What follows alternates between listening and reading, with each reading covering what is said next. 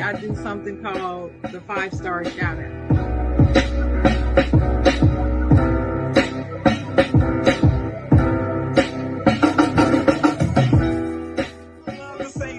I'm not gonna say it because I don't believe in it.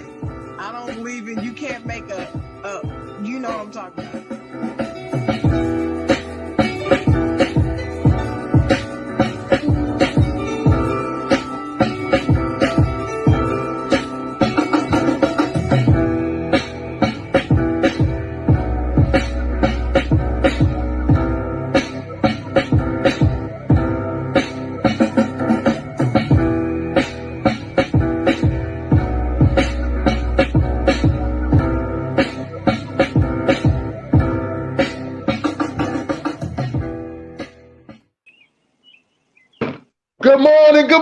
Good morning. Happy Saturday morning, everybody out there. How y'all doing out there today?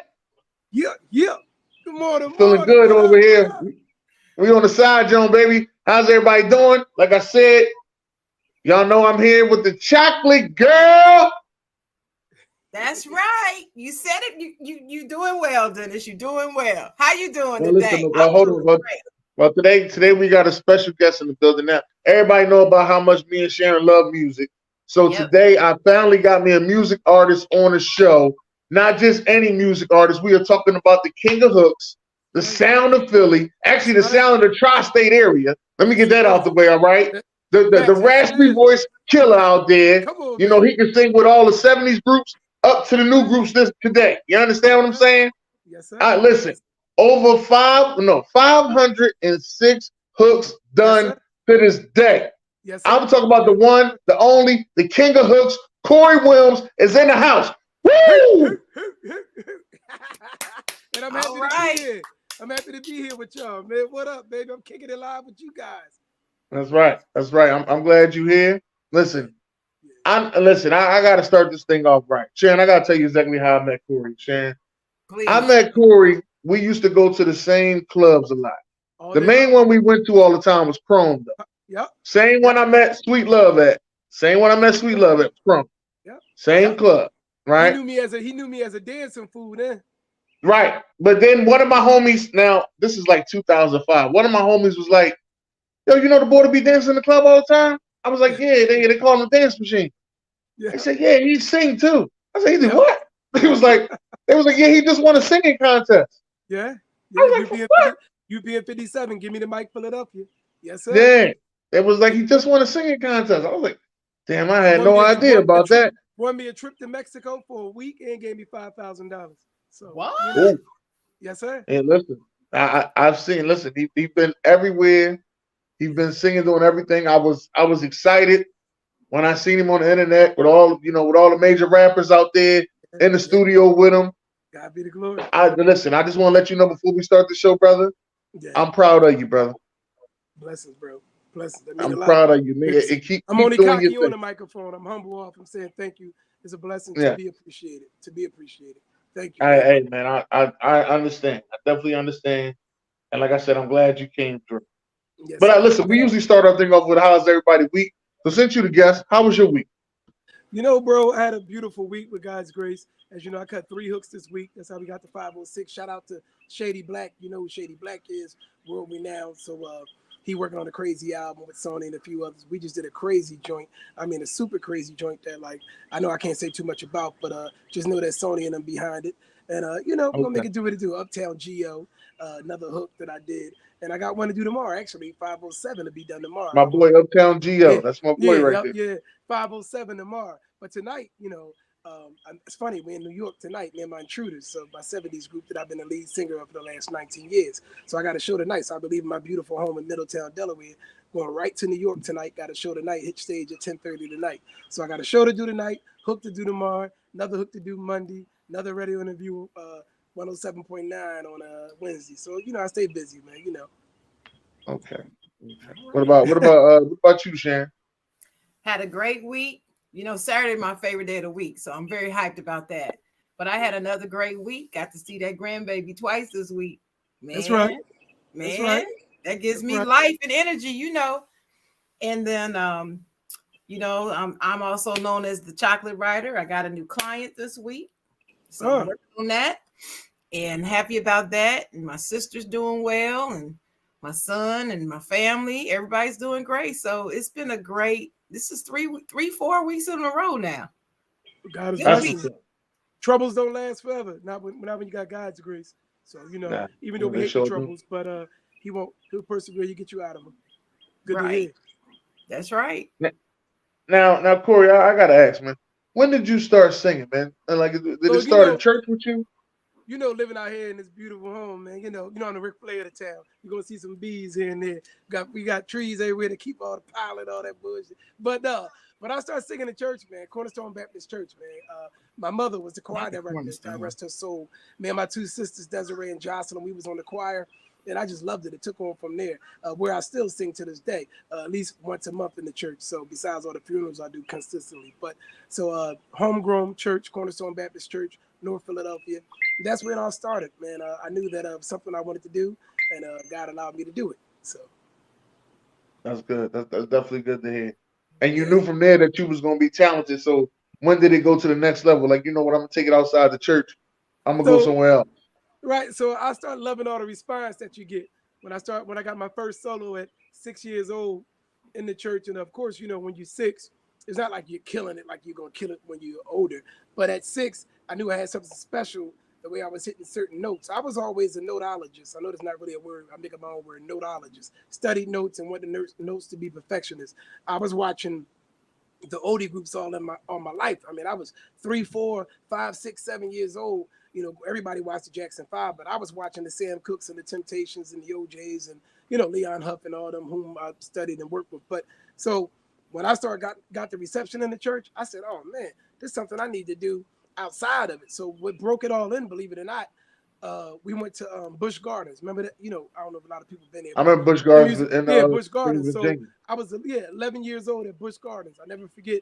And they had a singing contest there. My mother and father took us to Busch Gardens. Now I'm gonna be, blunt. At that time you're like, dang, it's a bunch of Caucasian people here. They ain't gonna let me win this thing. It's like 30 people in the talent show, all white. It's like 2 black guys. We ain't gonna win. But I did it anyway. And I sang All I Do Was Think of You, Jackson 5. And I won first place in front of all them people. And when I sing that, I beat all them Caucasians, and it's all Caucasians in that audience. I'm just keeping it real. At that time, I'm 41. So, I'll tell my age. I was 11. So I'm like, I ain't going to beat this, but I won first place. And I knew then, I said, oh, this is something I want to do. And that's how it all started, just like that. That's cool. That's cool. Now, I seen you won the first award that you mentioned to me was in 1999. That was one of the first ones you won. God be the glory. Yeah. Yes. I got a bunch of them, man. I won awards all over, all different states, different countries. From Mexico, I got an award there. The bio is long. I know you looked at my bio and said, "What the hell?" The bio is crazy. But I'm glad you sent the bio. Because Sharon was like, you need to start asking for bios for people more often. I was like, I didn't even know everybody had a bio. Let me just get that out of the way. So thank you. Job, chocolate writer. Thank you. Right. You have to have info on the people. You got to have info. I guess you know a lot about me because the world does. I've been blessed. But a lot of stuff you didn't know. I'm sure you read it and didn't know some of the things that you're seeing. No, I didn't know. I didn't know some of them. So the resume is very, very, very, very long. And that's the short bio. Wow. That's the short version? That's the short version. And I'm only 41. Don't forget that. And started out when I was 16 and a half. First record deal was when I was 17 with Hiram Hicks and Drew Hill. So Capitol Records. So you were signed to Capitol Records at 16. Yeah. Oh yeah, 16. When you signed, what did they give you? I want because everybody always talk about their first deal. They got burnt and all that. I want to hear the story. Oh yeah, we get into the real deal. We don't sugarcoat and we talk about the bad and the good. At that time, we was all getting railroaded. So Right. 16 and a half years old. I remember Joe Levert literally calling me on the phone because Joe Levert was working with Hiram Hicks then. And first of all, shout out to the Connect. I'm sorry, James Jackson, who set that up. Forgive me for that, Lord. James Jackson was the guy who set it up to get Joe Levert and Hiram Hicks to call me. So they called me direct on the house phone because at that time, I remember, I think I had a cell phone. I remember at 16, I had a cell phone, but it was a minutes then. So anyway, they called the house phone, mommy and daddy house phone. And at that time, I still know the number, 879-5648. It was so funny. The house phone rang twice. We seen the Atlanta, Georgia number. Nobody answered it. We don't know. We ain't answered it. We thought we didn't answer it. So Joe Levert's leave a voicemail, and that's on the answer machine. And we picked up in the middle of the voicemail when mommy picked up. So when mommy picked up, he said, "Hi, this is Joe Levert." My mom said, "Who?" My mom couldn't believe it, because she's a big Joe Levert fan too. Who wasn't, right? He said, "This is Joe Levert, the one and only Joe Levert." And they had a convo. My mom said, "Oh my God, Corey!" So I go downstairs. I get on the phone. It's Joe Levert, James Jackson on the phone, who was kind of like an agent to me at that time, or / manager, if you will, just for if no contract involved. And I said, "Come on, you can be like a manager to me, man." And he set it up. Get on the phone. We start talking. Literally, y'all, in 3 days, he said, "I'm going to fly your son out in 3 days to Hiram Hicks and Capitol Island Records," because it was Capitol / Island Records. So my mom and dad had to say yes to it, though. You have to understand, I was only 16 and a half then. So now you're talking about them flying me out, underage, you know what I'm saying, and no contracts involved. So my mother actually said, "We'll call James Jackson back tonight, and we'll make sure everything is all right to send Corey out there." So we hung up the phone, Mommy and daddy talked to James Jackson on the phone. They didn't even want James Jackson to fly out there. Now, this is a guy who we said.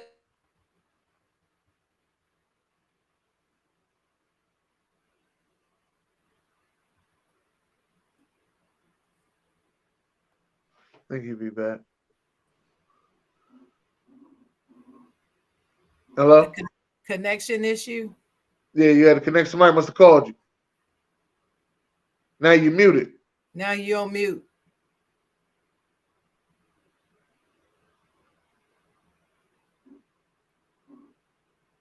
Yeah, we can't hear you. You might have to go out and come back in. There's somebody that called you. Is that what happens on the phone? Yeah, that's why I keep 2, 3 phones. Y'all be talking about me with all these phones. That's why I keep 2, 3 phones. I don't say a word. I got one phone that can't nobody call me on. Nobody. So that's the one that I usually do most of the podcast. Matter of fact, let me charge that up now. I understand. Yeah, we still can't hear you. You're going to have to go out and come back in. Go out and come back in. Yeah, go out, click the link, and come back. Oh, you can't hear us. Oh, let me text you. Okay, yeah. Go out and come back. Go out and come back in. Can you kick him out, Dennis? Kick him out. Can you kick him out? I think I can. I shouldn't say kick him out. I should say remove. Okay, so we'll be back. I had no idea his resume was that long, though, Dennis. I knew it was long because I knew, like I said, when I was clubbing with him, I knew he was singing for a long time, and it was talking about he won that contest back then, and then, I seen him on Instagram. I want to say like 8 years later, he was on Hook like 300 or something like that. He's like, "I did 300 hooks." You know what I mean? He was like, "Come check me out. I did 300 hooks. I'm doing hooks for everybody." Wait, but did y'all can hear me now? I can hear you now. All right, but you didn't stop the recording, right? So it still keeps going. No, we ain't stopped nothing. We keep talking. Good move. So all right. So we had to decide what we're gonna do. So anyway, long story short, so they decided to let me go. So they fly me out 3 days later. I'm out there with Joe Levert, and soon I get off the plane, Hiram Hicks meet me and Joe Levert. First thing he did was hand me $1,000 cash in my hand. Hiram Hicks said, "Come on, man, we're gonna take good care of you. We got somebody we want you to meet." We go into the office. I mean, it's like, wow, 125. Somebody else call us. This bull with the connection issues. If somebody else probably called him. Yeah. You're gonna have to do it again. You gotta do it again. Somebody keep calling you, man. You gotta tell them stop calling you. Or else he needs to put it on what do you call that? Airplane mode or something. Yeah, I ain't got that. I mean, I got airplane mode, but not airplane. Do not disturb. Do not disturb. Yeah. That's what I meant. Yeah, because when you put it on airplane mode, you can't even connect to the internet or nothing. So, yeah, you need to put it on do not disturb. Oh, is that an Apple thing? You don't have that in Android No, land, is we that got right? it, Andrew. We got it. Oh, okay. All right. I Yeah, we just got thought it. I'd ask. I don't use it. Oh, in the house. You know I'm team iPhone. I'm B2. I got the 15. Oh, I don't have the 15. That's what I'm saying. I don't understand. Did you I trade got in your old one? I want the old phone. You know what? Can y'all hear me better? Is there any problems in the house? I was trying to no, do it ain't no outside. problems in the house. I was trying to do it outside because of the ambiance, but I got a beautiful home. But it's just it's too dark. Like the light is not that good in there. I don't think.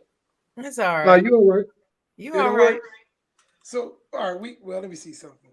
So you know what I mean? Gotta show the belt off. I ain't scared of y'all. Can y'all still see the man? Can you see the cool guy? So Yeah. they let me go. We head out there. I get off the plane. He gave me $1,000 cash. He take me right to 125 Fifth Street, the studio, Capitol Island Records. We go in there. Cisco's sitting right there with Jazz and them. Jazz and them just signed their deal only a month ago for the first song, Tell Me What You Want. I'm sitting there, I'm talking to Cisco and all, and I'm excited. I'm like, oh, the Cisco. So, I'm like, oh my God, I'm meeting him. I'm happy and da-da-da-da-da. And we just talking, having a good time. Next thing I know, he bringing 3 guys. I said, He said, Corey Wims from Philadelphia. This is the group Dark Secret. Dark Secret from Atlanta. This is Corey Wims. I didn't know what was going on. He said, this is your new lead singer, Corey Wims. So I'm like, huh? You told my mom and them. In my mind, I'm like, you told my mom and them you flying me down here for a solo deal. So, of course, that's in my mind. I'm not going to say nothing to mess no deal up. So I said, okay. He said, I need y'all to get acquainted, and I'll be right back. Him and Gerald Levert leaves out the room. Drew, he'll leave out the room. Me and the guys, I try to be nice. It's 3 of them, me. I'm still a Philly boy, though, coming from North Philly at that time. So I'm all like, I try to give my handshake and be nice and cordial. One of the dudes ain't want to accept me because he's like, oh, man, this has been my group for 10 years, man. What you mean, lead singer? I'm like, my man, all right, listen, I came down thinking I was going to be on a solo deal. I ain't know nothing about this either. I'm like, let's just get this over with, get this money together. He didn't want to be receptive of me. I was like, listen, I ain't going to kiss your ass, my man. Like, I don't know what you think this is. You know what I mean? And there's 3 of them. And his boy was like, hey, calm down. He's like, we're working out. We work it out. So next thing you know, within like 20 minutes, they come back. The songwriter comes in with all these songs. Said, these are the songs I want y'all to learn. Y'all got 5 days to learn these songs. We're going to record all 10 songs in 5 days. We're like, shit. So I'm like, all right, say no more. I'm still like, let's get this done, y'all. Trying to be receptive, da-da-da-da-da. Man, they hated the whole thing when he said I was the new lead singer. We leave out to go eat dinner. They get on the elevator. They let the elevator close on me. I was like, oh, no, I ain't kissing no ass. I was like, fuck this. So I asked for somebody, can I use the phone? I called my mom and dad, tell them what's going on. Moms always care about us. They ain't fuck the money. My mom like, son, if they're not treating you right, you tell them you want to get flown back. You know what I'm saying? I'm like, yeah, She's like, but if you want to keep trying a little longer, try to make it work, go ahead. I said, all right, man, I'm going to try the rest of the night and see what happens. Later on that night, I'll speed it up because I know we ain't got that much time. Speed it up. Later on that night, things happen, arguments happen. He didn't accept me. I didn't accept him. Whole deal get thrown out the water. We all got flown home the next day. The next day. Do you hear me? The next day. So I come home. I'm speeding it all up now. So I come home. Everybody heard about it. Like for Power 99, Golden Girl, gossip get around fast. So Golden Girl had me on a radio show literally like maybe 3 days later after I came home, maybe 2 days. We talking about it. Everybody from Golden Girl to Mimi Brown. I'm all on their radio stations talking about it, giving the whole spill. And I'm like, man, fuck that and da-da-da-da-da. But next thing I know, lo and behold, that's when No Question hit me up. I've been in the group, for No Question for 4 years. No question. So they hit me up. And it was just, things happened with them. I signed a contract to do 4 years with them. So things just start moving. And on the flip side, I'm telling them I'm still going to be Corey Wims, though, the solo Corey Wims, doing my thing solo, though. You know what I'm saying? Yes, I'm going to do this project with you guys. Yes, I'm going to tour with you guys and stuff like that. You know what I'm saying? I'm just speeding everything up. So it's stuff that way before that. I'm just speeding the whole story up. So that's how all the group stuff started and this and that and this and that. But then before all of that, I just start attacking myself, attacking TV shows and, winning TV shows and making myself known all over. Then start cutting hooks because of Back to Basics DVD, EA, shout out to him. He started putting me on DVDs and stuff like that. Rappers start calling. I start cutting hooks with Enes Cassidy and, Chingy, all them way back then. Then it started going viral, like where people start talking about me. Remember, there ain't no social media then. So it was just viral by word of mouth and MySpace. And, I found out about you. Think about that. We had to do all this shit. We had to really grind from the muscle. I came successful with God's grace, number one, but off of me, my muscle. It wasn't no social media in our area. Y'all know that because we about the same age. I'm 41. So I had to grind in the streets. We was clubbing together.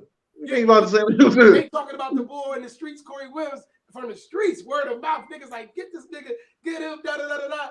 So people just start booking me for this, booking me for that, booking me for that. And it just start branching off, man. You know what I mean? Oh, and when the TV show, that's how the Temptations and Intruders and all that stuff happened. When I won my first TV show, remember I did the song Losing You, so the Temptations. So when I did a 70s Soul Jam, they booked me for in the summertime, like 3-4 months later, one of the Intruders got sick on the stage. So I told them, hey, I know you ain't gonna believe me, but I know all the songs to your stuff because all I do is study the oldies. We go in the back in a little bathroom, not a little dressing room, in a bathroom. He said, can you do the harmonies, the Cowboys, the girls, into baseball game? I said, I sure can. He said, second tenor? I said, yes. So I did the second tenor. We started doing the blues, all the harmonies, second tenor. He said, come on. Took me out on stage. I finished the show with them in one of their big suits. Suit was big as hell. Finished the show. No, real shit. Finished the show, and they said they'll stay in contact with me. Sure enough, they stayed in contact with me. It took a year, but they stayed in contact. No, it's like 8 months. So yeah, almost a year. They contacted me, said, we want you to be in the group for good. How do you feel about that? I said, well, I told them, I said, I don't do background. Listen how bold I was. I said, I don't do background. I said, I'm a monster lead vocalist. He said, okay, well, our lead vocalist, Ed, God rest his soul, has been ecking up at the time anyway. He said, between me and you, let's just have a convo. Can you please come in and do some of the second tenors?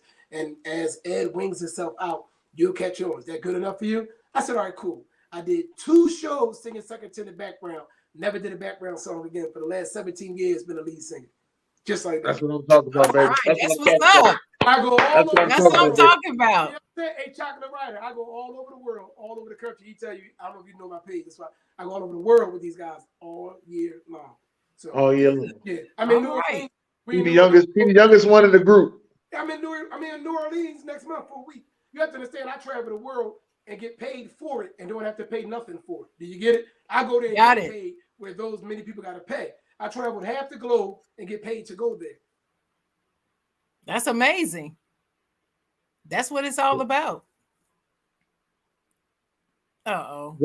Yeah, he froze again. Somebody keep calling. Somebody keep calling him. He got the hotline. Hey, can y'all stop calling him, please? Stop calling. He got the hotline over there. I'm moving all over the house for you guys. No, you here. We got you. You got me. We got you. We can still see you, baby. We can see you in here. I mean, I don't want to talk heavy and go in all 5 of my bedrooms of being nice. You know, I got a pool in the jacuzzi. Hey, man, listen. See too much of your house. You know how that go. I get you, but baby, hey, man, listen. Like that. Yeah, she upstairs. You made all that money. Why not? God damn it, you did all that hard work. Show it off, baby. All right. 5 bedroom, 3 cars. We do all right. God is good. We worked hard for it, though. We worked hard for it, though. Now listen. Now, when I met you back then, yeah, you used to have a partner you rode with, had the dread. Oh my God, Soda Pop. He passed away on me, man. My best friend. Oh, my homie did tell me. My homie was telling me something like that. He said, I think he passed away. Then I said, I don't know. I'm gonna ask him on the show. It killed me, bro. It killed me. That was my best friend for 13 years. Killed me, man. I had to walk in his apartment and find him gone, just like that. Yep, just like that. Never forget it. Sorry. I know. Never forget it. Craig, we danced. That's not. Hey, Sharon. That's how they used to roll. Like he ain't had no back. You know, like we came deep. It was like 6 of us. Yeah. It was just him and his homie. That's right. Chocolate Rider. He's not lying. Listen. That only because he put it up. That was I'm talking about my heart. You talking about 13 years of my best friend, and like, man, shit. We spent.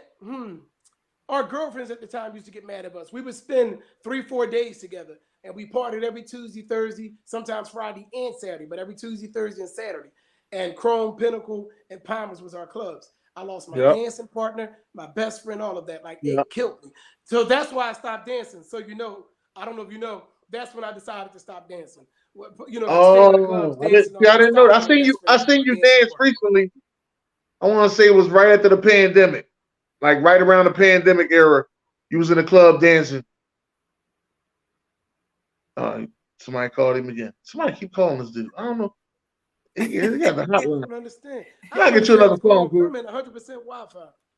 Yeah, hey, listen, you gotta get you another phone, Corey. Everybody keep calling you, man. Every time somebody call you, No, they your is phone calling. going out. Oh no, yeah, people is calling, so that's probably messing it up too. Oh, so that messes Yeah, it up.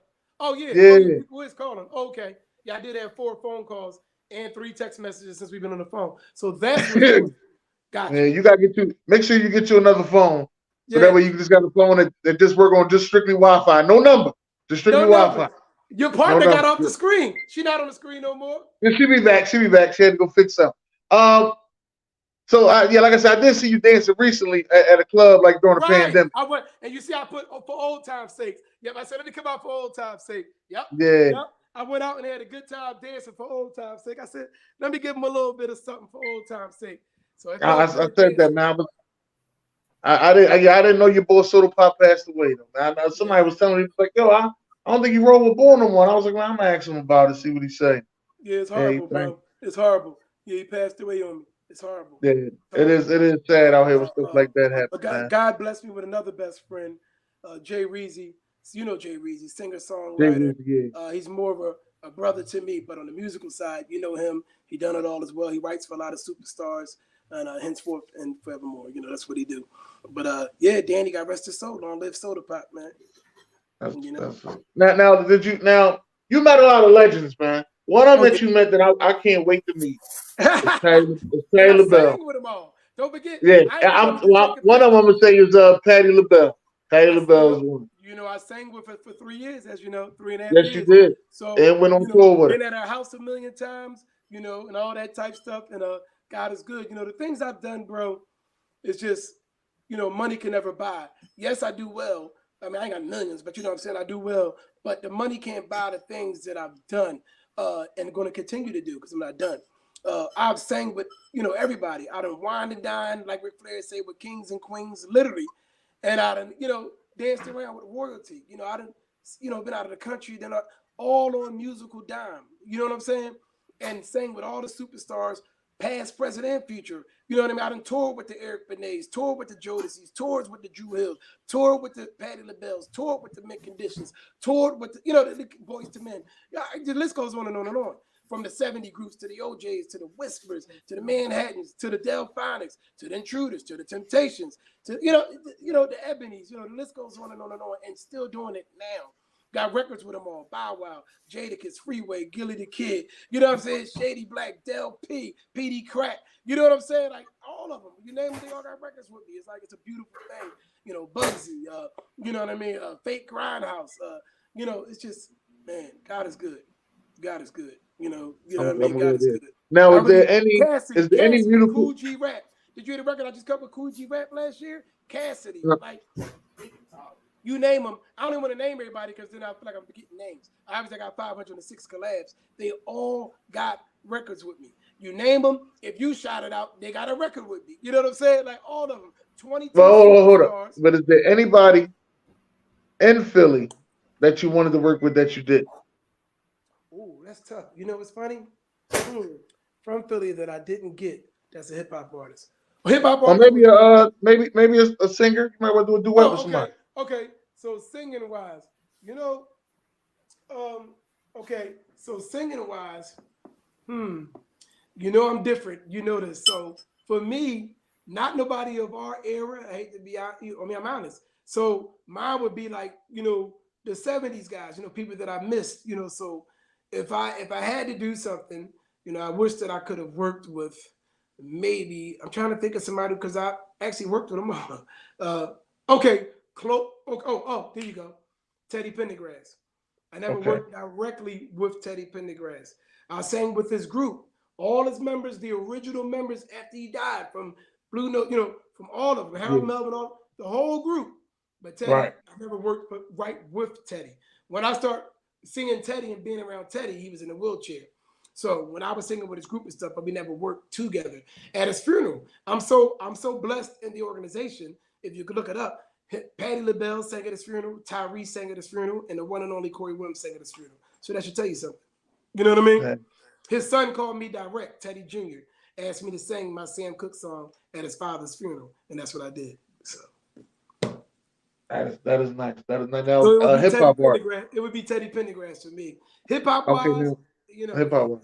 hip hop wise, if I just had to throw somebody out there, if you say hip hop wise, Will Smith, I obviously, I've been at his mansion 3-4 times and worked with him as far as him hiring me to sing for his mother and stuff like that. But I meant cutting a record with him. Will Smith was very close with me. He hired me, flew me to one of his mansions 3 different years in a row. Not 1, not 2, 3 years in a row to sing at his mother. So, so that should tell you something right there. Somebody flying you to Los Angeles means a lot to sing for their mother. So I done well. It sure does. But no record with him when he was rapping at the time. You've been getting down and getting around, baby. Listen, yeah, I said, you got a long resume. I'm gonna ask you this one more joint, then I'm gonna switch it over to the Chocolate Girl. Go ahead. Like I said, back with these record deals, because like I said, so that was my first one. So so I got a crazy situation now. I'm just speeding up for you. I had 3. This is my 3rd one. This is my greatest one because it allows me to keep 60% of all my publishing and This is where all the residual checks come in every 3 months. How I can keep up with a 5-bedroom and and another house I own on City Line Avenue that I rent out. But anyway, the residual checks. So I have a crazy publishing deal with Who Mag and Sony.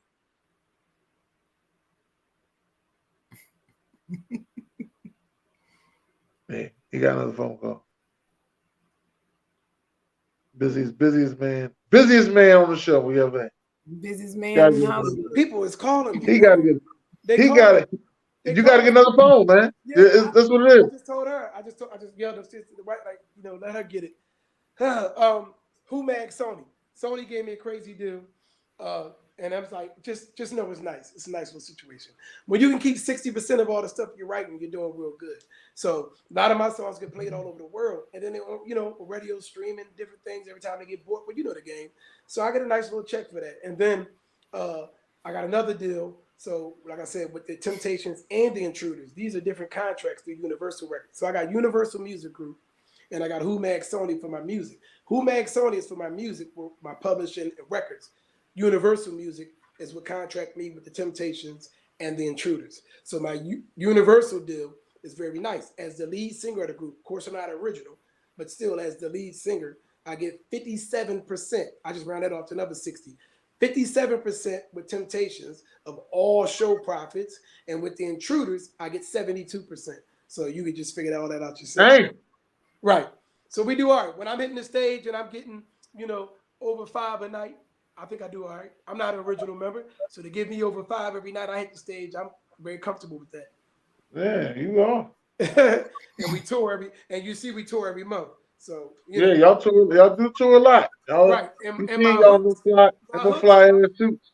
And my hooks for underground artists don't even go no lower than 1,000 every time you see me in the studio. That's for underground artists, but no management, no contract, just trying to start themselves up.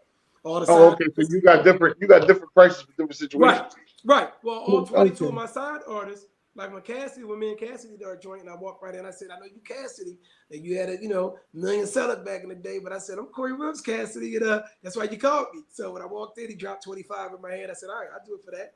And so forth and so on. Cool G Rap just last year, 3,700. So, and he's a legend. So that's just 2 numbers for you. They all pay like they weigh. That's the point I'm making. You know what I mean? They call me because I'm the king of hooks. Yes, they who they are, but they calling me because they know who I am. It's a difference. I don't look for a record deal now. Obviously, I'm 41. We don't care about record deal now. I'm making enough. I do well. You know what I'm saying? But so you got an album on the way though. But I got an album on the way, right? So that's funny. He did his research. Go ahead, boy. But I'm finally putting the album out. And yes, Sony is going to put a little check behind it, but it's an independent contract check. But it's still a nice check that they're going to put to push the album. So I'm happy with that. So yes, I'm going to do a crazy album. Jay Reezy, shout out to Jay Reezy, who's going to be writing on the album. Speed Rider writing on the album. Of course, myself writing on the album. Have a few features, don't know who in mind yet. Already talked to Bilal, Bilal's soul sister. I got Bilal, so I'll give you one of the Bilal's soul sister going to be on the album. We're going to do a crazy soul record. He's looking to work right now. He's been out the scene for a while. So I got in touch with him. I got Roots playing 2 songs on the album. And I was working with the Roots. I don't know if you've seen that. I was working with the Roots when I was 17, 18. I cut a song with Erykah Badu called Coming Closer. So the joint went gold. It's still out right now on the Philly Vote Gems album, Corey Wims. Like, it's crazy. It went gold when I was 18. And 18, selling 500,000 records at 18, I was happy with that. You know what I'm saying? They gave me 22% of that check at 18 years old. So remember that. 22% of that check when I was 18. So I want you to remember that's 20-something years ago, getting that check then when the money meant more then. So remember that. Yes, it do. Then it do now with You streaming. understand what I'm saying? They got to know what they're talking about, baby. Right. Hey, now listen. Now, did you ever work with ESN 3 Times Dope? You know what's funny? We were supposed to once. I love them. Yeah, me too. We were supposed to once. It never happened. But you know, 3 Times Dope is a writer. I know you know this. Right. No, right. I know, but I'm saying we're supposed to do some things like writing together and producing together and do a project on a few artists, and it didn't work out. And I don't know. I don't like to talk bad about him, so I didn't even know. I just found this out recently that he wrote the song for Destiny's Child, Catered to You. Him and his team wrote a lot of songs. They got hits for everybody. A lot of people though, believe it or not. Yeah, I didn't know that. Yeah, Little Mo, they did some stuff with Little Mo, even singers. I'm saying like Little Mo. Yeah, that's what I'm saying. That's what surprised me that the rappers was doing singing songs. Yeah. Listen, it'd be a lot going on behind the scene. Y'all have no idea. You know, I'm in the mix. I be seeing them.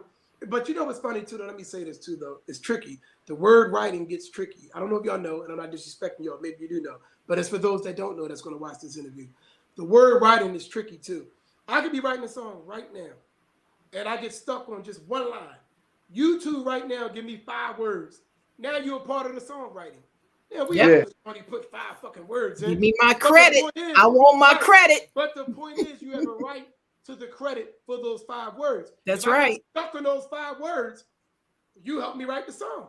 That's right. So now the thing is, 30 years ago, when they put this new thing out, it was like in the late 90s. They put a new thing out. Let's just say 2000, but it was late 90s. They put a new thing out now where you get percentage of the writing, because they know, how can I really say, you helped me write this whole damn song? You put 5-10 words. I wrote the whole song. Do you get it? So it would start being rivalry. That's how back in the day, I don't want to say names, you know, because y'all for the music business too, many writers and producers would rob the people of their writing credits and material royalty stuff, because, you know, I'm not giving you, you know what I'm saying? I'm not going to put you on this thing saying you wrote the song with me. Hey, nigga, you only put a line. I'm not doing that. So they robbed them back in the day. That's why a lot of these oldie groups have, you know, don't have the money they should have. And the money was different back then. We know that value-wise. So that's why. So it's deep. So a lot of people now, they can write, they add a little couple words in the song, and they say, I hope write that song over there. They did, but you get what I'm trying to say? You put one sentence in a whole song. Are you really going to go out and say, I help write that song? But you will, though, nowadays. A lot of people will. And I'm not mad at you for doing that. Get your hustle on. Get your grind on. You put a couple words in that song, fuck it. Tell everybody I helped write that song, because you did. You see what I'm saying? You're supposed to get like 1% or something like that. Something like that. They do, yeah. Now it's even crazier. Write a whole song right now. The producer gets off the bat. The producer of the song, which is the beat maker and the producer who producing the record, mixing the record and all that, he gets 35% to 40% off the rent there. Yep. Which leaves you, the writer, with 60 to split up with you and whoever else helped you write, right? Came up with a melody. Oh, that's another thing. You could give me a melody, Chocolate Girl, and you could say I helped him write that song. And you did. That's right. That's the new thing now. You gave me no words. But no you came up with the da-da-da-da-da-da-da. And I took that and wrote something to it. You know, oh shit. You become a writer now because you're a composer and you helped me write that song. So now you got writing, composing, producing. Because writing consists of writing, melody, and producing. That's right. You helped with that. So now you're a songwriter. Just from giving me the melody. No words, but you gave me the melody. And I'm singing to your melody. So now you help me write a song.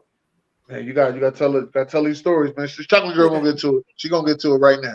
I'm telling you, Dennis, I'm coming up with those words to our theme song. I'm coming up with them words. I'm just letting you know. Yeah. Letting you know. But look, I love the way that you like to talk about the business. Yeah. I love that. That's where my questions I always try to get to the business. Yeah. Because Chocolate Girl, a lot of people are lost in this business. It ain't glitz and glam like it was when you and I was growing up. It's not like that when they were giving them big deals and all that. No, there's no more of that.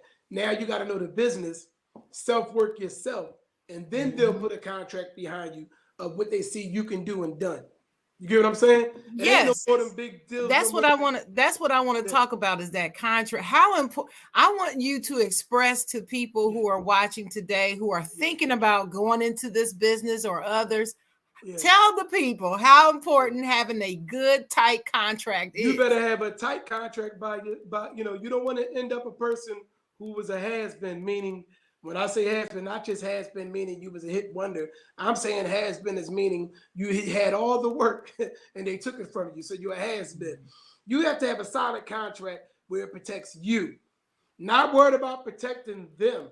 They're already going to be protected off of everything that you produce, give them, and everything they publish under you. You got to worry about getting a contract that protects you. And if it's not that contract that you wanted, if you say, I want $1 million contract, but that $1 million contract is going to not protect you, but you better settle out for a $300,000 contract that'll protect you, and you just work a little harder and hope that God bless you, which he will if you put the work in and keep him first in your mind. You have to do things in order, just like the Bible. Right. The Bible order. It's a way, just like it's a way in any religion. Let's just don't even talk Bible. Any religion, there's order in everything you do. If there's no order, there'll just be disarray. It's order. So if you don't follow the guidelines of coming into a music business and have order, you don't know nothing about it. They're going to railroad you. You have to know you want to be able to protect yourself.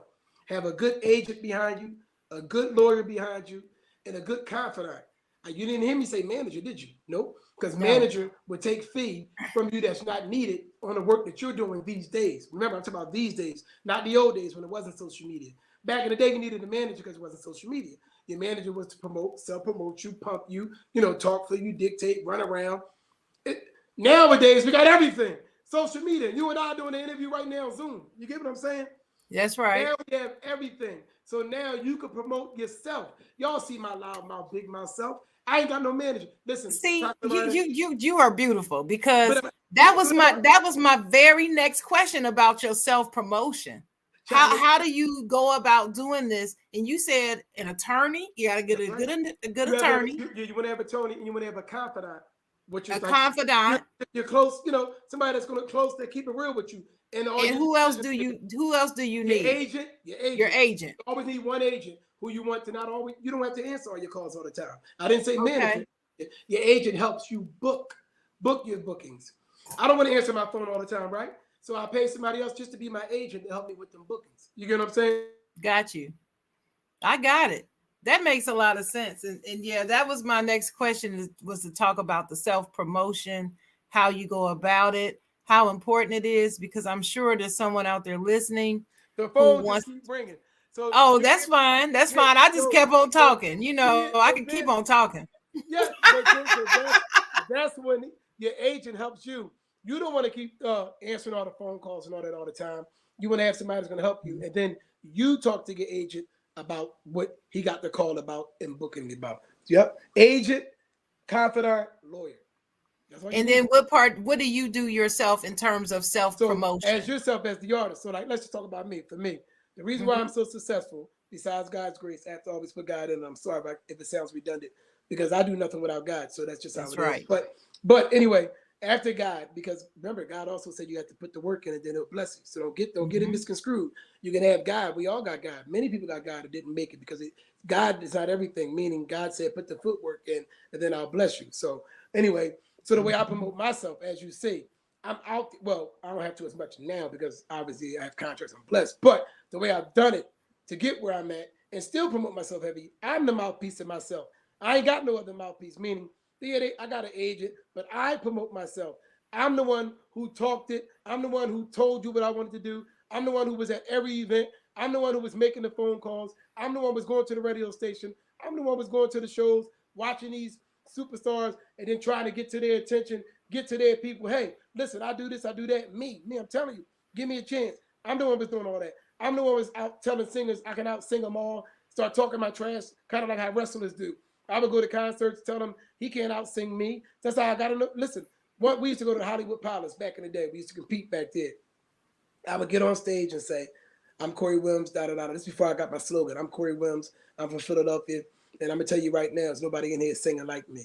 I got booed sometimes for saying it. I got applauded sometimes for saying it. But every time I got finished singing, I got a standing ovation. Do you understand what I'm saying? Exactly. I did my own self-work. I negotiate all my contracts. I mean, literally, my fiance, she upstairs, but if she came down, she'd tell you my phone rings 24/7. And yes, that's a great thing. But I negotiate it all. When they call me, they know they got to talk the right numbers. If you don't talk what I talk, I say, well, I'm not interested. When you got blessed in the position I am now, I could turn down situations because I'm blessed. I don't need your situation. I get a check every month from, you know what I mean, from singing with the groups. I get a residual check every 3 months from musical record. Look. Somebody calling right now. Somebody calling him right now, probably to strike a deal and get a contract and all of that. You keep working. God is good. You keep negotiating. You keep making yourself, keep being the face of your own self. Be the face of your own self. Don't depend on nobody to push you better than you, or you're going to be a lost cause because they would take their time. They might have 7 other people. So if I depend on you, Chocolate Rider, to only be pushing me, but you got 10 other artists, how much time you really going to put in 10 artists? And besides your own self stuff that you need to do, and your kids, I'm a miracle though. I'm a miracle. I can do it all. See, I'm the Chocolate Rider. You know how you self promote. Oh, you and I, 2 of a kind, honey. Don't get it twisted. We are. What's your sign? I'm a Cancer. My birthday June 23rd. Yeah, I get along. I'm a Sag. We get along with Cancers. See? And Aquarius. Yep. Yep. So so it's just I've been blessed to do a lot musically. I don't want to keep talking your head off, but it's just I've been blessed to do a lot. No, not at all. And see, this tells me we have synergy because my very next question was about that negotiation and the times that you've had somebody lowball you and you knew they were lowballing you. Oh, yeah. And how do you handle that? Well, and you said, no, thank you. I'm not interested. That's right. Because you got to know your worth. If you got to know your worth. If you don't know your worth, why do you expect somebody else to know your worth? If you're downgrading, look, if you're going to downgrade yourself, why can I downgrade you? Right? If you feel that your song that you're writing for, let's just say if you was a hook person like me, if you feel this hook is worth me getting 5,000 to 10,000 because you know they're going to keep the residuals of the hook unless they get a record deal. Let me tell you how this works so you know. If I cut hook for somebody, they pay me to go cut the hook. That has nothing to do with my writing. See, that's where the business come in at. Where those may be not smart enough, they'll say, oh, he paid me for this hook. I went in there and cut it and I'm done. No, that's for me to come do the work, laying the hook and singing the hook. The writing and publishing is different for those. That's why you got to have your ASCAP or your BMI, whatever it is you desire to have it. So when that record gets spent in all these little streaming places and all them people downloads and buy, when he puts it up on his album, you get credit for that as well. See what I'm saying? Now, if the song go big and a record company say, I want that song for a project or for a movie or for whatever, you got your 25% because the hook is 25%, 50% normally. But nowadays, I'm saying since everything went up, they get the producers, 50 now. But anyway, and you split writers with the rapper. But anyway, so you get your 25%. So it's different fees. Me coming to cut the hook, it got nothing to do with me getting my my writing rights, for publishing. So. See, you got to know what you're doing. Can you talk about a specific time that you turned down a gig? It was a great gig. Oh, it's all of this. We're offering you all of this, but they're not trying to pay you. But it was just last summer. Essence Festival. That's all we out there in New Orleans and all that. So where I'll be this time, Friday, they got the check right. I'll be in New Orleans June. So they did get a check right. See, let me get back to your question. But so to turn it down for only a year later for them to get the check right was a benefit for me. See what I'm saying? Which means I say no to get what I really wanted later. I did not get it. I got it. Just got it a year later. But anyway, they called me last year. Because you knew your worth. That's right. They weren't offering the money I wanted. Turned it down. I said, I'm not going out there to New Orleans. You're not giving me $1,000 a night. I'm Corey Wims. I've been sang with everybody and still sing with everybody and very noble and very documented and this and that. So they said, okay, we'll call you back. They never called back, stuff like that. I said, cool. Well, that's it. So here it is, December that just passed, before Christmas. I got the email to call them and their producers and all those that are putting the concert together for this year. And they talked the numbers and I said, okay, these numbers look good. You went from 1,000 to saying 3,200 a night. I'll take that. So did you see the difference? Exactly.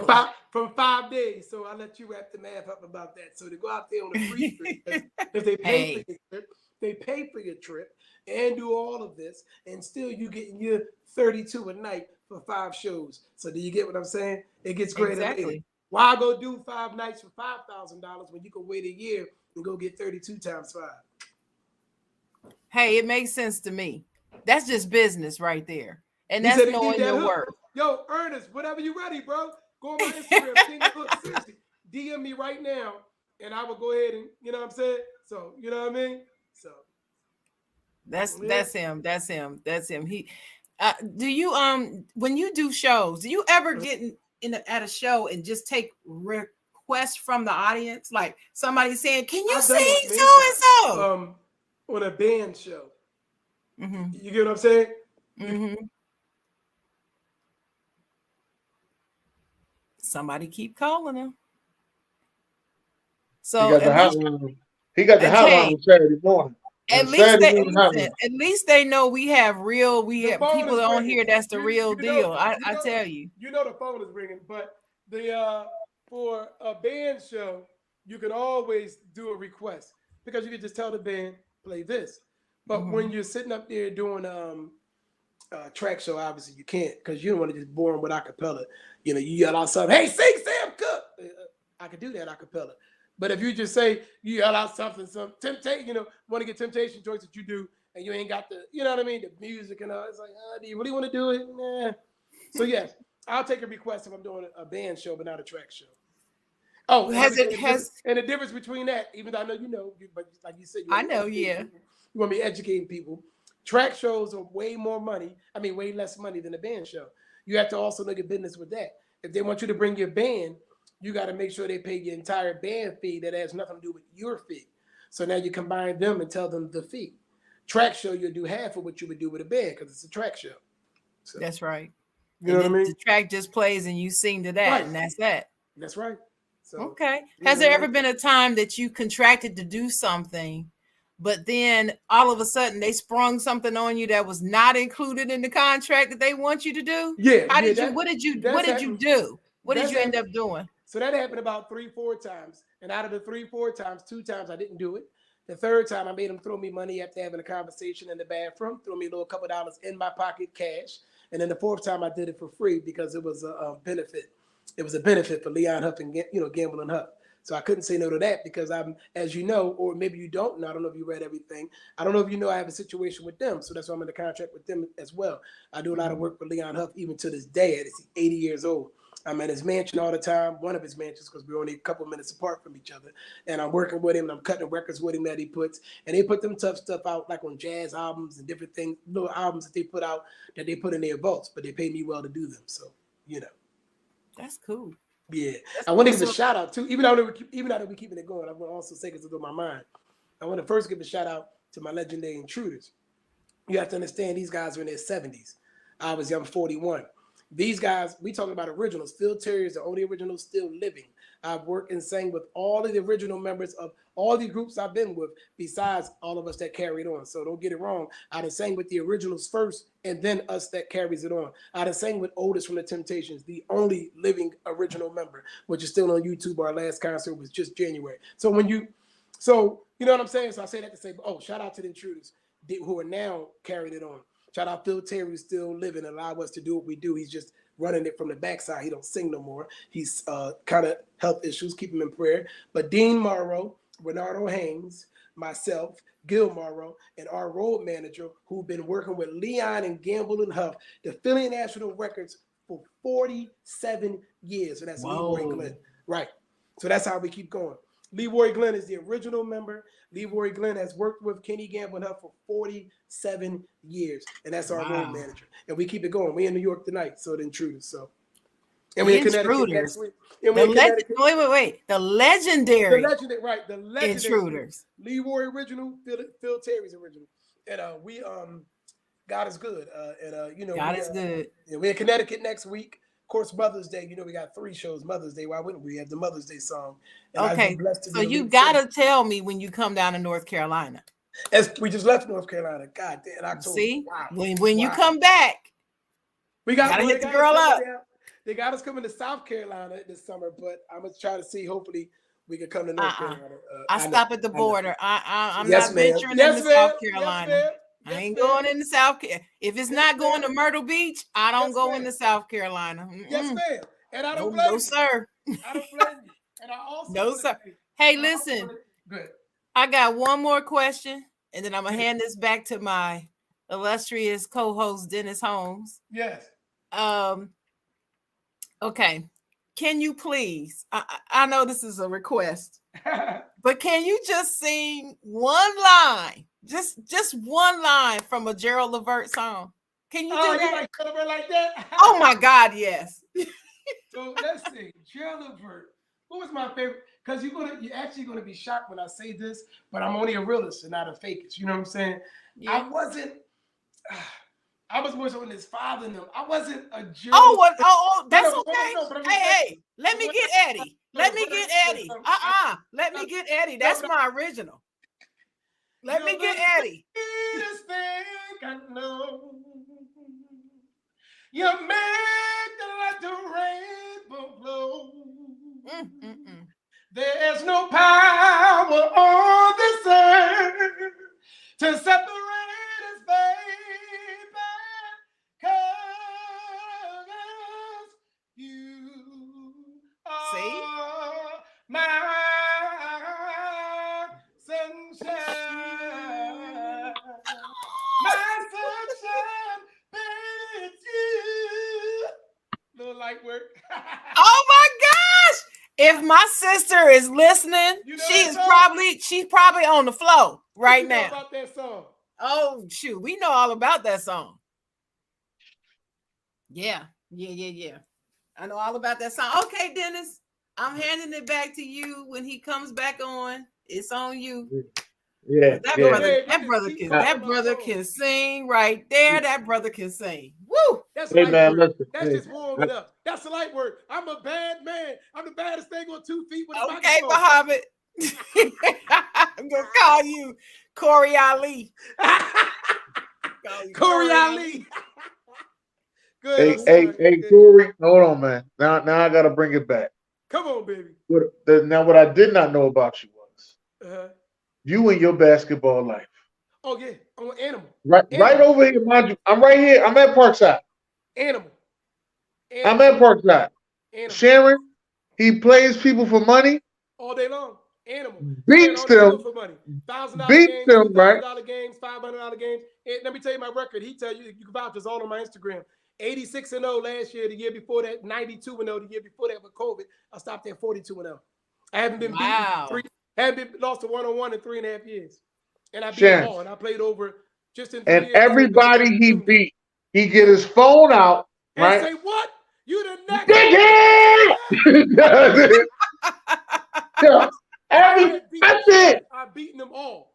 7 foot, 6 foot, 300 pounds. He tell you they all on my page. When you look at them, like, Sharon, let me tell you something. Body, and they all still lose. I've been trying to get Rashawn to play for 2 years. Hey, I'm gifted, Sharon. I'm something different on that court. I'm being honest. God bless you with a lot of talents, man. So Dennis, when I come to Philly, you got to make sure I come when he's in town, when he's not traveling somewhere, so I can come see something. Yes, definitely. And I'll take. You know how much I love. He knows how much I love the game. I love basketball. Oh, you love basketball? Okay. Oh, I love basketball. Yeah. What? Mm-hmm. Yeah, you love basketball. If you come to the city. I'm in Middletown, but I'm still always traveling back and forth to Philly because I own a house in Philly.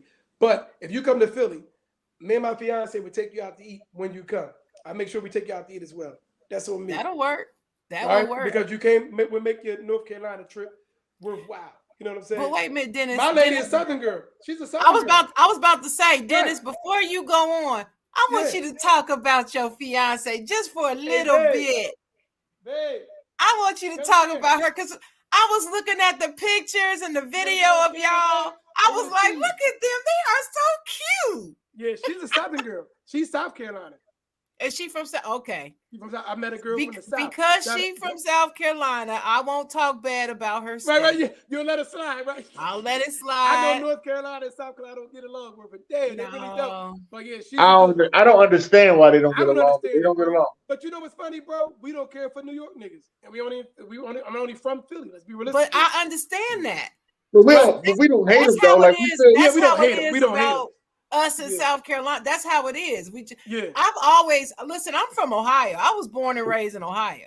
Oh wow! But I have my father was born and raised here in North Carolina, so I've always loved North Carolina. Always hated South Carolina. Yeah. Wow. Hey, I don't understand the Ohio thing at all. And you know what's funny, y'all? What you mean you don't understand? Yo, I love this interview. Tell you about it. You know I'm posting this on obviously you want to give it to me or however it goes. I can't wait to post this. I'm having.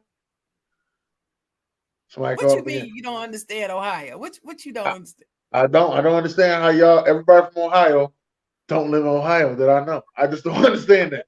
Yeah, because we run away. Ohio has changed. They're gonna keep calling like they don't know if I'm on the interview or not, y'all. Yeah, that's what they do. They don't learn. They don't learn. 5 different calls, y'all. That's why you gotta get you, like I said, or if you had a tablet. Yeah. You know what's funny, bro? I got a Mac and all that. Man, we got every damn thing. Computers, Macs all over this motherfucking house. I should have done that, but you know. That's okay. That's okay. We'll have you back again. You'll have me back again. We will have you back again. But even if she doesn't get on camera, I just talk about her just for a minute. Just talk about her for a minute and what she means to you. I'm gonna make her come downstairs, babe. No, don't make her do that if she don't want to. Right, she might not be dressed. She may not want to. But just talk about what she means to you. Oh man, she means everything to me. I believe that see, it's a difference when we all had mates, all of us. We all had like I'm speaking for all of us, even you on the camera. We all had girlfriends and boyfriends in our lives, and we all thought that they would last. For whatever your reason was, thinking it would last. So here's my thing: being as though I am who I am and been blessed to be who I am. Here she comes now. Come on the camera and say hi. Can y'all see me still? You good? Yeah. Yep, we see you. Say hi, honey. Hello. There you go. Hi. How you doing? She's so pretty. Y'all are so cute. So they just you can stand your pretty ass right here because they just asked me, how I feel about you, and I guess why I feel about you. So again, I've had my share of females, because I'm, who I am and been around, and so I've always had, and I won't talk bad about girls I had. I hate when guys do that. Because you had them for a reason, so you don't have to talk bad, even if it was bad. You get what I'm saying? So you watch how you say it. That comes with that comes with word etiquette and learning stuff in life, learning how to interview. So I say that to say, I'll just say I always met girls that I tried to make the one. It's a difference. You get what I'm saying? If you knew you met a girl, let's just say, and I'm throwing this out there, you can either take it for Let's say I met a girl at a club, whatever, strip club. I'm just throwing stuff out there, and not saying they can't be the one for somebody else. And maybe he still could be the one. But sometimes I would meet girls and just try to make them the one when a lot of things were already there to show you they wasn't the one. If they was, disrespectful or wanted to fight or was out in the street too much, that's not a girl you're going to marry. Right. They can be the one you have fun with, you know what I'm saying? And be the one for you at that moment. You're fun. Now, when you say you're ready to settle down and get a wife, which is what I did 4.5 years ago, that made all the difference. I said, I'm ready to have a wife. So for 2 years, I had to sit down and say, Lord, I'll wait until you send me my wife. And that's what happened. I waited 2 years and I waited single. And then finally, here she came. And the rest been history. So now you're talking about a Christian woman. And I'm talking about Christian for real. I'm talking about, like, we all Christians, most of us, I'm sure. But I'm saying, ain't nobody's better than nobody. So I'm not saying that as well, because I'm Christian. But I'm just saying, for me to meet a woman of this sort of Christianness, who's, really ordained and preach it and walk it and back it up and shows it and comes from that Southern family that has it, because that's what y'all do. All right now. And all y'all Southern people, y'all love God in the North and in South Carolina. I met a girl who's not only, so the Christian part is one thing. She's super smart, degrees all out the world. She can name all her degrees. You know what I mean? I'm not gonna get into what she do for a living because we're on camera. So she has a great job as well because she went to school and got some degrees, so she can have a great job. She's a backbone. She's very persistent and consistent in everything that she does. She's reliable, never deniable. I like rhyming. And she backs me up in everything I need to do. She makes sure she stays on me from my health to my wealth and everything else. So it's like she's a beautiful woman. And that's why I said I gotta marry her. I put the ring on her finger and I said, you a bad girl. You the baddest thing on 2 feet without a microphone. And you keeping her. That's good. That's good. That's good. I just wanted to get that out. Dennis, I'm throwing that back to you. I'm so glad for your love. Y'all keep nurturing that love. Yes, thank you. I can't wait for the wedding. I want to go to the wedding. I want to see the wedding. And you know what's funny? We got that coming up. We're getting married next May or June. So we got 3 dates. All right. I'll wait for my invite because I want to be in the house. Yes, ma'am. I want to be in the building because I know you're gonna break out in song. I know you're gonna sing. You know I'm gonna give him a song. I know that. I gotta give him a song. That's right. You wouldn't be you if you didn't. No, I'm chocolate right. I'm funny. I'm energetic. You know what I'm saying? Dancer, singer. Used to be boxer. I really got a lot of talents. Ball player. Yeah. God is blessed with a lot of talents. I'm one of them gifted ones. I mean, facts is not bragging. I'm just telling you facts. Okay. Everything I said, I backed up. You got some brothers? You got some brothers want to sing? I know. I got a best friend. That's it. My older brother. Oh, okay. Wait a minute. My boyfriend might be listening, so I better be quiet. Dennis, what up, D? Hey, listen, I just gotta ask, man. You know me. I gotta ask. Before you got committed, and then this love life that you in, with all them tours that you was on, was the R&B tour life really like? Was they throwing the panties at you back then? I just want to know. Listen, when I toured with Steve Harvey, so watch this. Oh yeah, she said, "I'm out of here." The answer to that is plenty times, but I'm gonna give you a great time. I was on tour with Steve Harvey, 2007. Me, nephew, Tom, and the morning crew. We went to New York, we went to Biloxi, Mississippi, and Atlanta. When we got to our Biloxi, Mississippi show, 3 of the Southern girls knew who I was down there because they heard me win this radio show. So I go down there, I'm singing my first song. Nephew Tommy came out there and said he never heard nobody in his life sing the Sam Cooke song like me. So I said, wow, thank you. That's the way he introduced me on the stage. So I go down there, I start singing the song, da-da-da-da-da. After I got finished singing the song, before I got into my second song, one of the ladies walked all the way up to the front. She threw a bra right off the stage at me. Everybody's like, going crazy. So I picked the bra up. Of course, I could do, I'm singing, do what the hell I want. I said, oh, this smells good. Talk about whatever I'm talking. And I said, you threw this for me, baby girl, you sure? She said, and I got some more. Besides some cooking, come home with me. It was just so dope. Steve Harvey was laughing. Nephew Tommy, we laughed the whole night about that. Like, he's like, boy, what you gonna do with that girl down there? I was like, oh, Steve. I was like, Steve, But when I toured with Drew Hill one time, I had a girl at that time, so I didn't do anything. Actually, I'm gonna tell you a story. And this is either truth, either believe it or don't, but I don't talk no fiction. So all my friends, they know. Number one, I've never cheated on any girl I've ever had. And I'm gonna tell you why though. Because I grew up with a beautiful mother and father, married to death to them part, and daddy never cheated on mommy, and of course likewise. So I was grown around love. My 2 sisters, then my mom and dad, we ate dinner 6 o'clock, Monday through Thursday, Friday and Saturday, Sunday through Thursdays. Friday and Saturday, you was on your own. It was like free for all. Daddy and mommy cooked Sunday through Thursday. 6 o'clock, we ate. And I just sing love, love, love. We played Scrabble, Pity Pat, different games at night together, Trouble. That's what we did. We grew up like that, right? So I never seen cheating. I never seen none of these things. And so growing up and watching all the oldie movies and all that, I would see how some people would get their hearts broken, go to drugs and this and that. So I said I would never cheat on a girl, and I can only just hope that she never would cheat on me. That's all I could do. So the way I said I would never cheat on a girl, hoping that would benefit me from never getting cheated on. That ain't always work out. But no. And I've been and I'm Corey Wims. And I've been cheated on. Same way Jay-Z cheated on Beyonce. Should we keep going? Yes, it happens, right? It happens. It happens. It's part of life. Circle of life. Cheat when I was on the road and cry me back. And I let him cry a river. I wasn't coming back. So what you cheat, you belong to whoever you cheated with. That's the way That's right. That's just the way I feel about it. I love this interview. I can't wait to see this on YouTube and post the whole interview on my page. So make sure I get my shout outs once you get done. I don't know when you're done. Just let me know. Oh yeah, we'll make sure you get all your shout outs, and yes, sir. We definitely got to hear you say your Ric Flair woo. Oh, you know I am. Come on now, I'm the baddest man on 2 feet with a microphone. Woo! The Ric Flair of the music business. They know it. There's only one me. There'll never be another like me. 506 hooks got him shook. Come on now. Oh Lord. Lead singer, the Truders, Temptations, Tramps. I done did it all and had a ball. You did. Now, is it at any point, have you ever thought about it? I gotta ask. I don't know if it's ever went through your mind that if you was to lose your voice, what would you do? That's crazy. If my fiance, she went upstairs now. I talk about that a lot. She tell me you got to stop because you're speaking in things you're not supposed to speak in as a Christian. So, but you asked the question, so I'm gonna answer that. I've done that a lot. I used to be sitting scared, like, babe, like say if I got, I feel funny today. I'm like, babe, my voice, she's like, are you tripping? You overreacting. Man, I'll be like a female. Then listen, if I lost my voice, I wouldn't know what I would do because my voice is all I am. You get what I'm saying? Right. But I see you went and ventured off and got into the real estate business.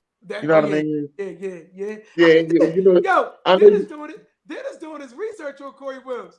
Listen, man, I don't play around, man. We don't play around. I'm trying to get to another level. When I first asked you to get on the show, I was already prepared then. Wow, God is good. Yeah, we got 2 homes that we actually got hooking up, making some money out of, and one's in Winfield around City Line Avenue, another one's in South Philly. The South Philly one is almost done. We doing some things. Me and my fiance, I say we, so me and my fiance, I do nothing without her. Good. That's but yes, that is absolutely correct. Wow, did the research. Wow. Yeah, you got it. Because I always think to myself, like, when I heard nephew Tommy had they had the surgery and everything by his throat, I was sitting there, I was like, he do so many impressions. Like his voice is everything. Yeah. If I lost my voice, man, I'll be done.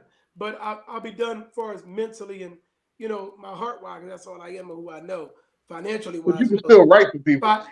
Financially wise, that's why you open up other businesses. Not to say just in case, but you just want to have your hands in a lot of other things if you want, revenue for the rest of your life. Other streams of income. Right. That's right. My lady. Look, she just told me 2 days ago, and I don't mind saying this. It might sound silly to y'all, but I'm just showing stuff that we sit here and talk about sometimes. What else can we do, babe? She said, you want to think about putting some vending machines in all the colleges and in all the hospitals, because we got connects in hospitals. Yeah. I said, well, what? That was just 2 days ago. So that might be the next thing we'll do. That might be. It's needed. Ice cream machines. She wants to do ice cream because everybody got vending machines, but a lot of them don't have ice cream machines. It's the difference. My sister said you would still play ball, real estate, and love your wife. That's what my sister said. And you know what, Miss Sheila, I appreciate that, and you are correct. But I'll be sad if I can't sing a song. But yes, I know it. But I think and you let me know. I think you rubbed enough elbows in this music business that you could probably do something behind the scenes, maybe be an A&R. I've got positions. I got stuff offered to me now that I'm not ready for. I want to keep singing right now, and you know what I mean, doing what I'm doing. Yes, like what kind of stuff? A&R, production, training, vocal training, management side. I had 6 contracts offered for management from a lot of people. From I'm talking about from Def Jam, Universal, this and that. But the contracts wasn't to where make you want to say leave right now. If you wanted me to be somebody manager, you give me 25%. It's not enough for me to leave right now. Not what I'm doing. I understand. Definitely understand. Because I was always wondering when you get, when you rub elbows with those music companies, do it always come back like full circle? Do they still look out for you? Like, hey man, we got a job for you here. I'm going for 25%. I'm not doing that. You know what I mean? Now, again, you know my age now. We all the same age. I'm 41. So by the time I get, probably 45, I may stop with the hooks and stuff like that. But I may not. I may go to 50.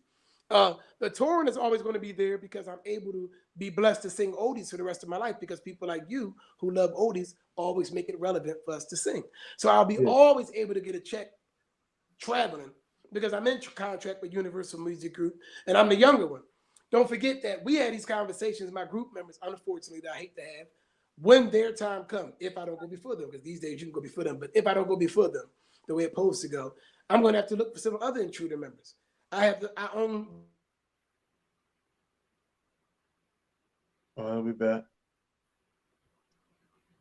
That is something to think about. Mm-hmm. Them to get some new members. How you gonna recruit them?